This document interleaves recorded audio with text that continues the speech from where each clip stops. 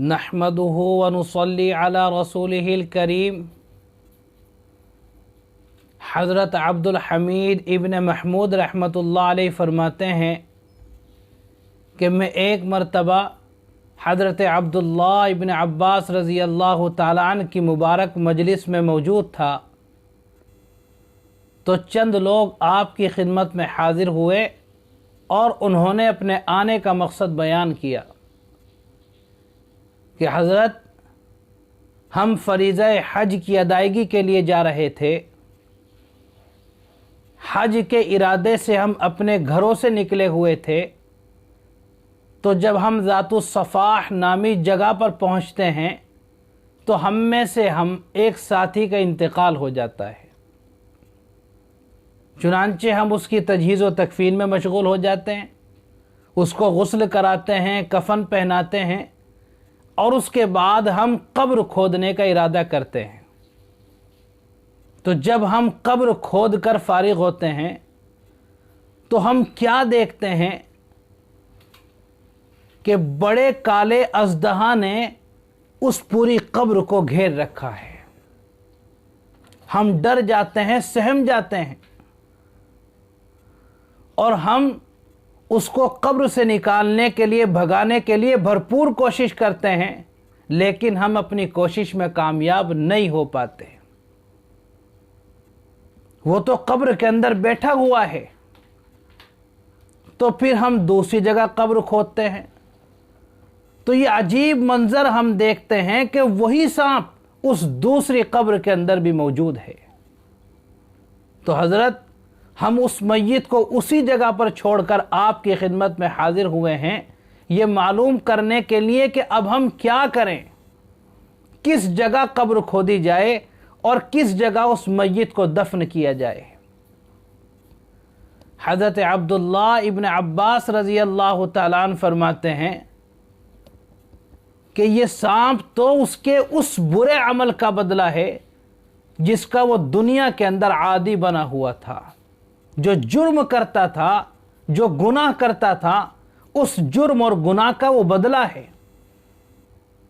तुम उस मय्यत को उसी कब्र के अंदर दफन कर दो, खुदा की कसम, अगर तुम सारी दुनिया की ज़मीन को भी खोद डालोगे तब भी वो सांप तुम्हें उसी जगह नजर आएगा। चुनांचे वो लोग मय्यत को उसी जगह दफन कर देते हैं, उसी कब्र के अंदर दफन कर देते हैं और हज के लिए पहुंच जाते हैं। फरीज़ा हज की अदायगी से फारिग होने के बाद जब वो अपने घर लौटते हैं तो उस मय्यत की बीवी से मुलाकात करते हैं, पूरा वाक़या बयान करते हैं और ये पूछते हैं कि कौन सा जुर्म वो किया करता था, कौन सी नाफरमानी में मुब्तला था कि ऐसा भयानक अज़ाब उसको दिया गया। बीवी बताती है कि उसका मामूल ये था, उसकी आदत ये थी कि वो गल्ला फ़रोख्त किया करता था और बोरी से अपने घर के खर्च के बराबर गल्ला निकाल कर उसमें भूस मिला दिया करता था। गोया के मिलावट करके सामान फ़रोख्त किया करता था, लोगों को धोखा दिया करता था, लोगों के साथ फरेब किया करता था।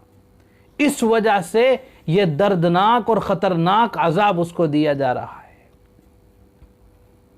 मेरे भाइयों और बुज़ुर्गों, अफसोस के साथ कहना पड़ता है कि ये मर्ज़ तो, ये बीमारी तो और ये गुनाह तो हमारे मुआशरे के अंदर कसरत के साथ पाया जाता है। हर ताजिर अपनी तिजारत में धोखाधड़ी का मामला करता है, फरेब देने की कोशिश करता है और इसको अक्लमंदी और दिमागदारी शुमार करता है कि मैंने तो फला आदमी का बेवकूफ़ बना दिया, उसका पागल बना दिया कि धोखे से उसको सामान फरोख्त कर दिया। ऐसे ही दुकानदार वो अपनी दुकान को मिलावट के साथ मिलाकर चला रहा है, उसमें मिलावट कर रहा है और इसको अक्लमंदी समझा जाता है कि हम तो धोखा देने में माहिर हैं और बड़े कामयाब इंसान हैं। जनाब मुहम्मदुर रसूलुल्लाह सल्लल्लाहु ताला अलैहि वसल्लम इरशाद फरमाते हैं, मन गश्शा फलैसा मिन्ना, कि जो इंसान धोखा देता है, जो इंसान लोगों के साथ फरेब करता है, ملاوٹ کر کے سامان فروخت کرتا ہے، ایسے انسان کا ہمارے ساتھ کوئی تعلق نہیں ہے، وہ ہمارے طریقے کے مطابق زندگی گزارنے والا نہیں۔ اگر ہمارے طریقے کے مطابق زندگی گزارنے والا ہوتا تو امانت داری اس کے اندر ہوتی، دینداری اس کے اندر ہوتی، یہ ملاوٹ کرنا، یہ دھوکہ دینا اس کی زندگی کے اندر پایا نہیں جاتا۔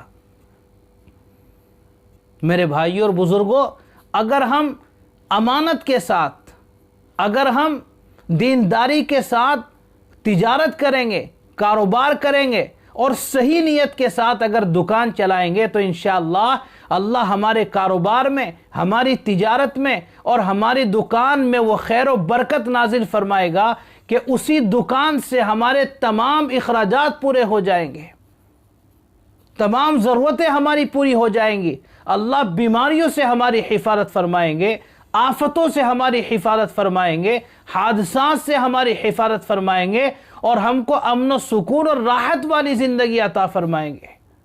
اللہ تعالیٰ اس دھوکے جیسی غلیظ، ناپاک اور گندی بیماری سے ہم سب کو محفوظ رہنے کی توفیق عطا فرمائیں۔ وآخر دعوانا ان الحمد للہ رب العالمین۔